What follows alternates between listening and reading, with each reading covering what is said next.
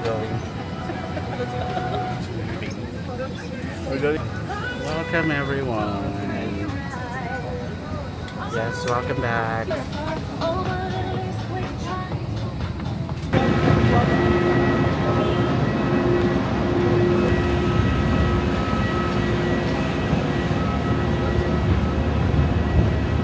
So we are back here in Palawan. Yo.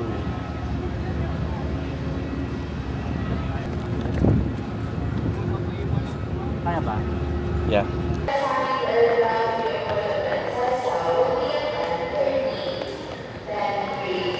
It's our first day in Palawan. Idol ako. Okay, ang dami kasing nangyari. Ang dami kasing sorry na, meron akong, hello guys, good morning. Ang dami kasing nangyari since yesterday. Well now, andito kami ni James. Hi James. Dito kami sa malapit na coffee shop malapit sa accommodation namin. And yan, we're here in Palawan. So si James maaga siya nagising, mga 4 AM pa lang daw. Nagising ang sarili ko. Ano na siya, naglamyarda na siya sa labas, mga 2 hours. Ako naman paputol-putol yung gising ko, so Ngayon update talaga ako sa family ko ng 1 hour. defensive.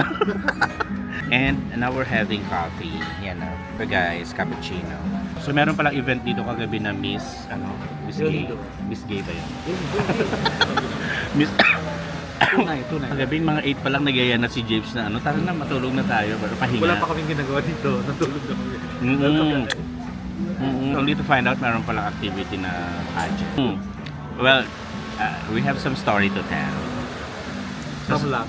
Yeah. So ngayon nandito kami, nagkakape kami. Meron daw activity sabi ni James which is street dancing. Hindi kami nakanood ng Miss Palawan or Miss El Nido. Dahil sa Paguran, Inis and all. Tapos ito pa pala sa accommodation namin. Ay, Jen. Jen, buti na lang wala ka dito. Yung sa accommodation namin, I was under the impression na yung binook ko is good for us, for the both of us. Bunk bed siya. Kasi nung nagpalawan kami, ganun din siya. Iklok ba yun sa Palawan?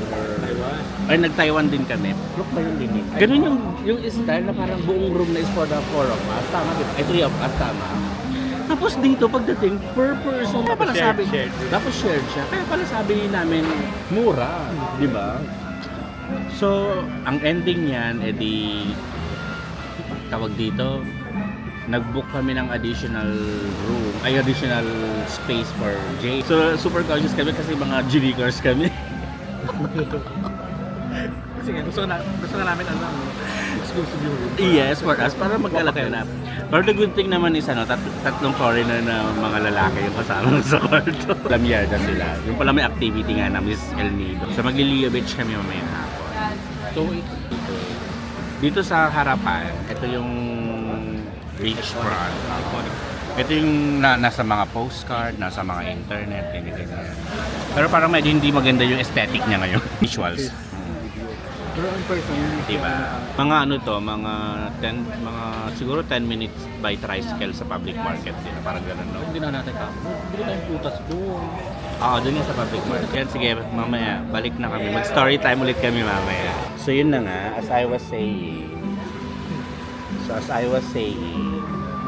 here's what happened kasi. So last night, yesterday, supposedly, hindi supposedly, kasi meron kaming van transfer from Airport. Puerto Princesa hanggang El Nido. So, ang expectation ko pa nga doon, parang sa airport kami susunduin. Siguro mali ko rin dahil hindi ko nabasa yung text message nila earlier than that. Given expectation namin, direction na kami. Tapos pumunta kami sa car wash or something. Medyo madidelay lang po ng 10 to 15 minutes. Parang nasa airport na, pinipick up na lang nila yung luggage nila. Umabot na kami ng more than 30 minutes. Wala pa rin. E di magme-message na ako sa contact ko, nagagalit na ako, ganyan. Ang dating pa nitong mini-message kong contact ko na taga-Klook. Kasi syempre Klook naman ako nagpa-reserve. Parang dinedefend pa yung Kapag kami ang na-late, ng let's say 30 minutes or that was like almost 1.5 hour ago na doon. Sobrang. Oo. Pag kami ang na-late, sabi ko, magre-rebook na lang kami, kahiya naman doon sa mga ibang tao. Yeah. Respeto na lang sa oras ng ibang tao. Hindi na nag-reply ang maldita. Palibasa nung pumunta ako sa clock, yung lips niya, manti-mantika pa. So that's how Nakakaya kasi ridiculous they are. How ridiculous they are. How unprofessional Pero may they schedule, are. diba? Yung, So yun. And then after that, syempre, biyahe na kami. 6 hours din yun. Eh, syempre, imagine mo 6 hours ka na nakaupo. Sakit-sakit sa likod, sa puwet, and all like that. Para kumain kami, ganyan. Ang nangyari pa, 20 minutes supposedly. Eh, syempre kami ni Japes, tsaka yung 4 na foreigner na kasabay namin. We were there, like before 20 minutes, nandoon na kami. At ito mga 4 na maldita, na sila na nga yung late na dumating from airport. Sila na naman yung late na sumakay. tinawag pa sila. Tinawag pa sila, not once, I think twice pa sila tinawag ng driver. Siyempre, di ba kung ikaw yung may nagpro-provide ng service, super inconvenience yung yung nangyari dun sa mga majority ng customers mo. Di ba dapat magko-compensate ka? Like for example, mag-offer ka na ihatid sila sa accommodation door to door. Bumaba kami, we took tricycle papunta sa accommodation namin. Tanong mo, where are you getting the guts? The audacity of those late people? Na parang, putang ina. Yeah, good for 2. Tapos may isang good for 1. Pero but before that, ito pala si Baby. Ayan, tumatakbo si Mahal. Mahal me. So the tourists are here.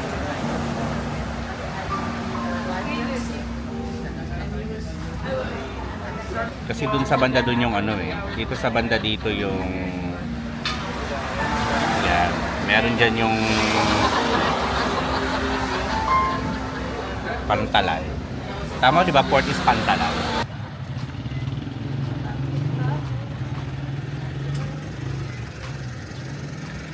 So may piyesta ngayon dito sa El Nido. It's called Colombo Festival. Parang kainan siya. Marami kainan dito.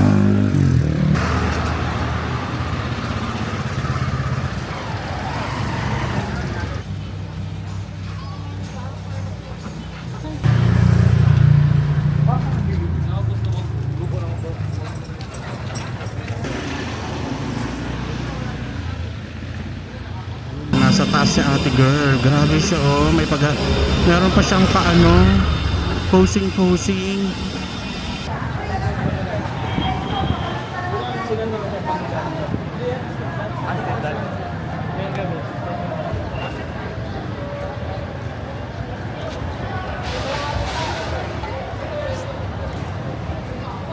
Dito. 150.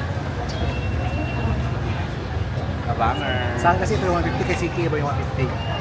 Lalaki. True. Yan yung feeling ng mga elementary days. True. May school activities.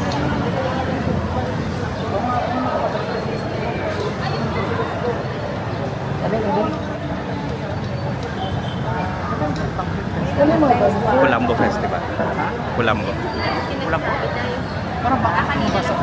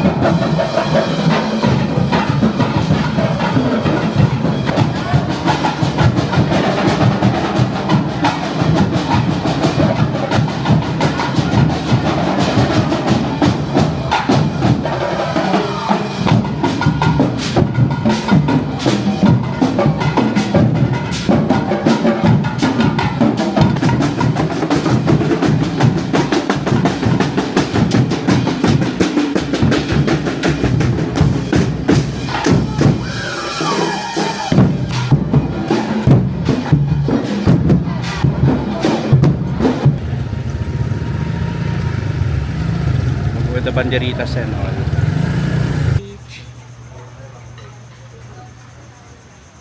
Yan ang pangalan ng beer. So yan guys, oh. Kita niyo yung likod ko. May ano, oh, Ang ganda. May ram. Yeah. Punta na yun.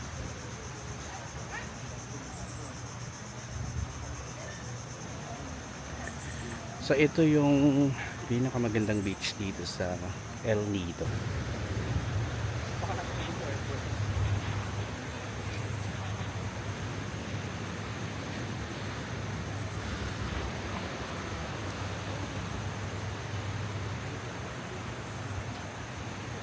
Gusto mo sa may konting tao? Doon no, sa banda doon. Doon. Tara, let's go.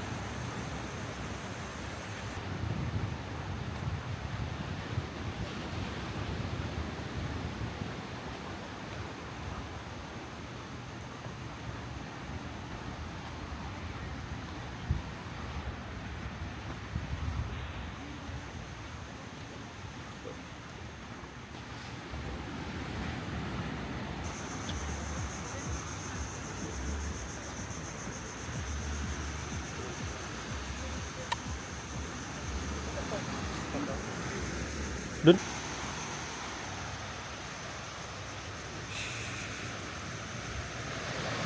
Ganda.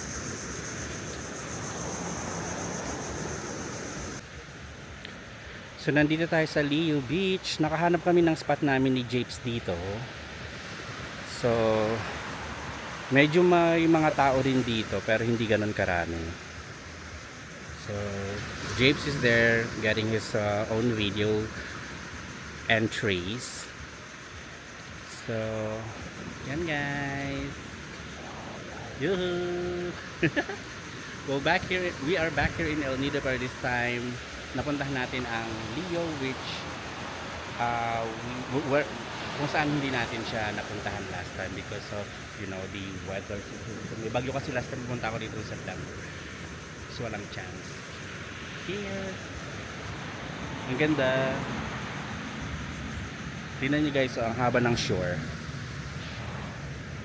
So it's from there and going until, malayo pa yon, until that area.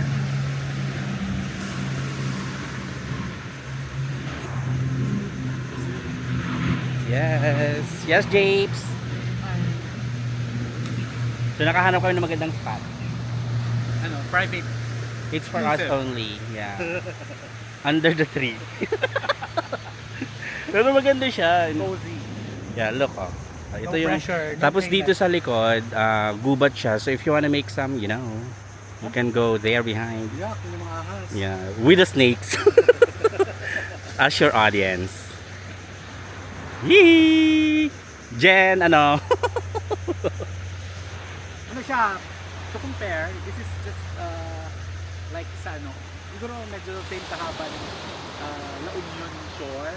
But this is Pero better much because better, much much better sand and also and the beach.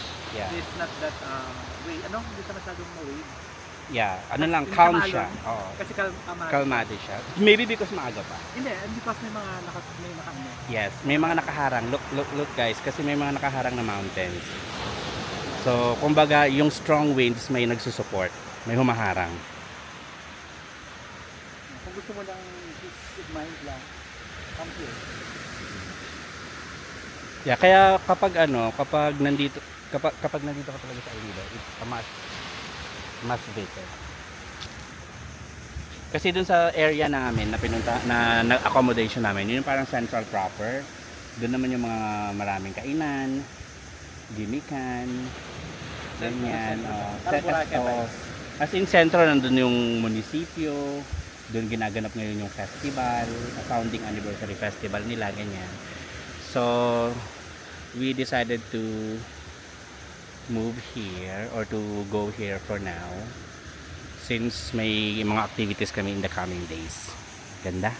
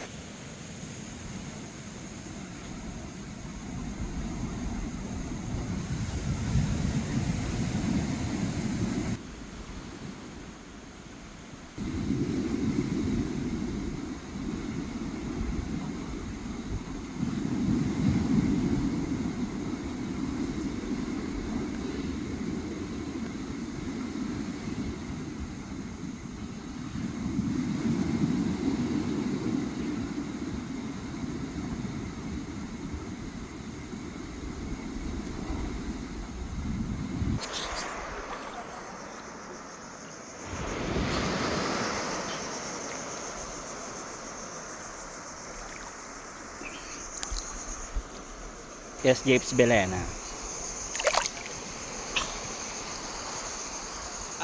Chichikis kita dito, na-enjoy ka sa view. Park.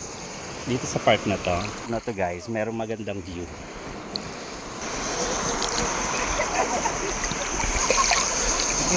Ano yung maganda?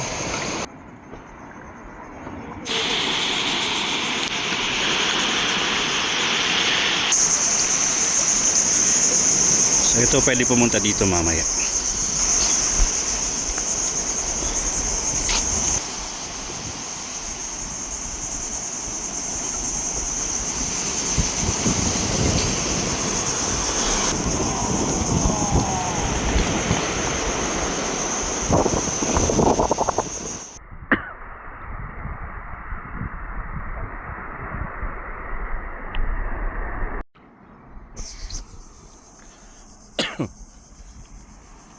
Dito tayo sa gitna ng dagat, guys. So ito yung El Nido sa may Leo Beach. From that dulo hanggang here.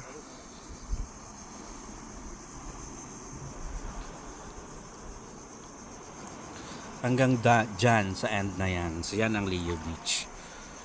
So balikan natin dahil mayroong magandang view dito, guys.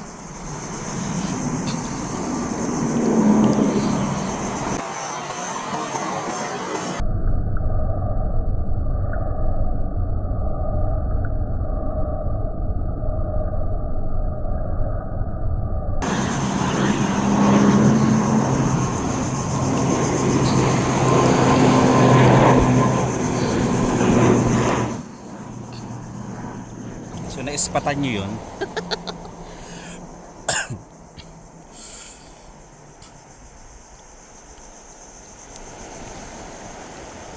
Yes, Japes Belena.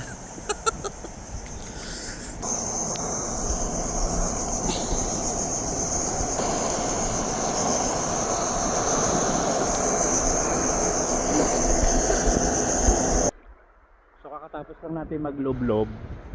Bisiraan ako ng kaibigan kong yan.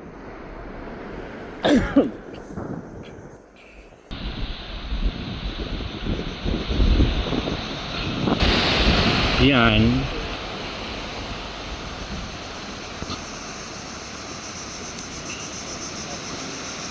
Dun guys, oh. Tignan nyo. Naniniwala natin sa forever nang wala nang makilala kita. Wait lang, ililigtas kita. Ililigtas kita, mahal. Sinisiraan niya ako. Sinisiraan niya ako kung ano man pinagsasabi niya, sinisiraan niya ako.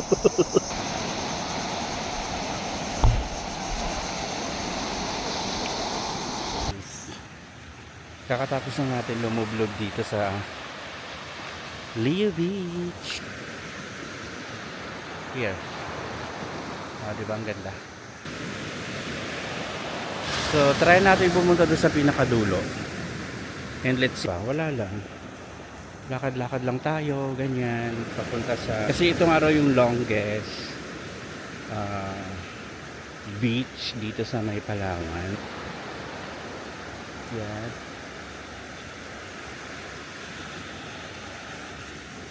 Meron dito. Parang dito kami galing kanina. Accommodation. Yes.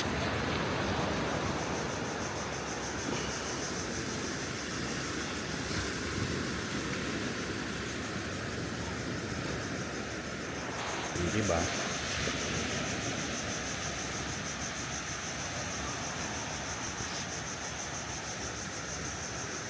Cute-cute ng mga bagaching.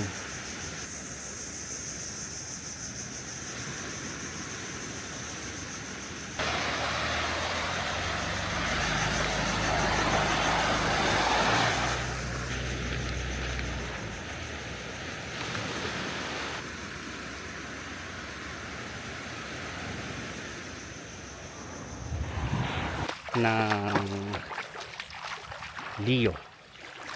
So here meron dito sa park dito kasi dulo na to. Ayan, tingnan ang pinanggalingan natin. Doon. Pinanggalingan natin. Layo.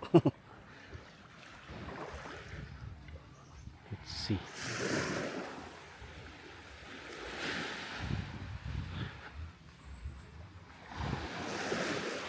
Na. So Tagum area na dito. Yan, Tagum area na siya. So hindi na tayo pupunta doon, mukhang wala na. So babalik na tayo. Balik na tayo, guys. So pabalik na tayo. Tapos try naman natin pumunta sa kabilang side. Kaya going there. Diyan.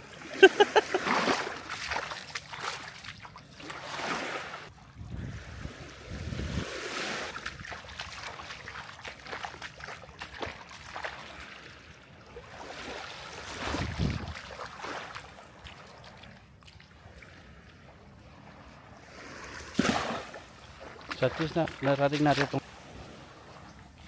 sa likod. Dito maraming tao. Alin? Kaya, Yes.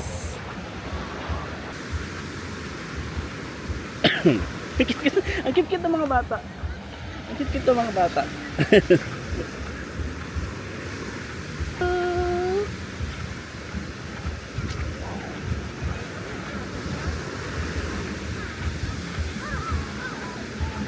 Mama.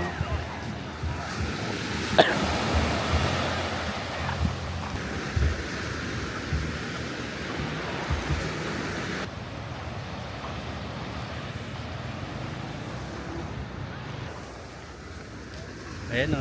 Yes.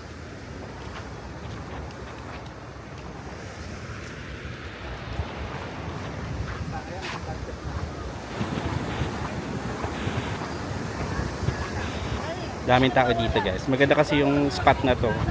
Ganda ng view. yeah.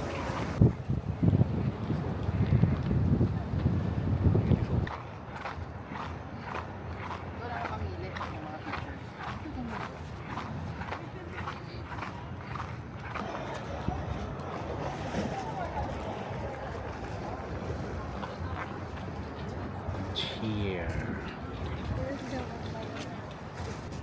Sunset.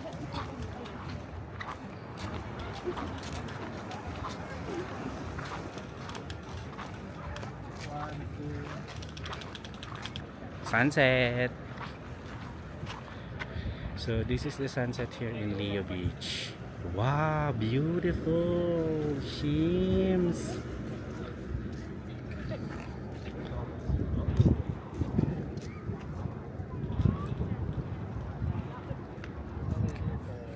Pwede hindi tayo makapasakay sa sasakyan. Talaga ba? Pero makatuyo din na tayo. So tapos na kami maligo. Nakapunta na kami.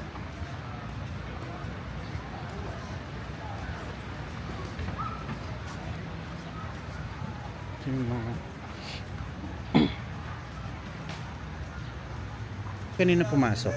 Yun yung mga ano, di ba? Feeling ko pwede nang dumiretso, friend. Pero maaga pa eh. Maga pa, ano na tayo? Yun yung mga ano. Yung gusto ko yung Ayun, siya. gusto ko yung braso de Mercedes. Kung dagdagan mo ko ng chicken para sa Meron sila mga ano dito, pika-pika. Two. May 1 hour pa naman tayo. So, we will have our dinner.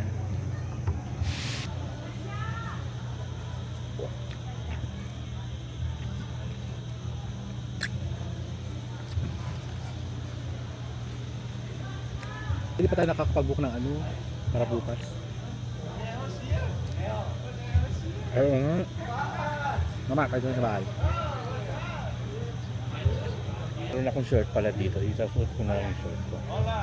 Ito, hindi naman basa eh. Tsaka ito, palit. Hindi na ako papalit. Ikaw na lang. Hindi ka na mag-stay doon? Hindi na. Ako na lang. Sa bahay na lang. Ay, pag dating na pagdating ng sasakyan, okay na tayo.